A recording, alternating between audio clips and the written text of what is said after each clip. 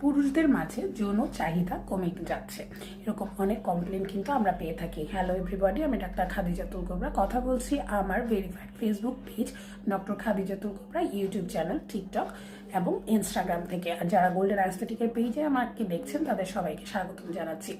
পুরুষদের মধ্যে যৌন চাহিদা কমে যাওয়ার পেছনে প্রথম প্রধান কারণ হলো যে টেস্টোস্টেরন হরমোন কমে যাওয়া।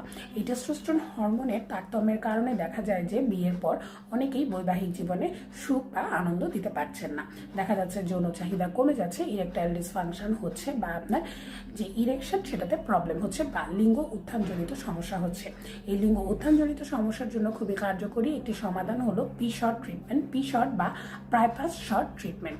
এই প্রাইপাস শর্ট একটি নিরাপদ চিকিৎসা। আপনারা অনেকে ভয় পান যে এই ট্রিটমেন্ট নিলে আমার কোনো সাইড এফেক্টস হবে কিনা। তাদের উদ্দেশ্যে বলতে চাই, আমরা এই ক্ষেত্রে আপনার বডি থেকে রক্ত নিয়ে সেই ব্লাডটাকে সেন্ট্রিফিউজ পদ্ধতিতে সেন্ট্রিফিউজ করে আমরা আপনার লিঙ্গের চামড়ায় সেটি ইনজেক্ট করে থাকি।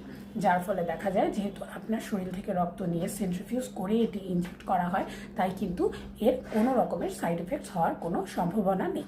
সাধারণত দেখা যায় কয়েকটি সেশনের মাধ্যমে কিন্তু এই ইরেকটাইল ডিসফাংশন এই সমস্যাটার সমাধান হয়ে থাকে।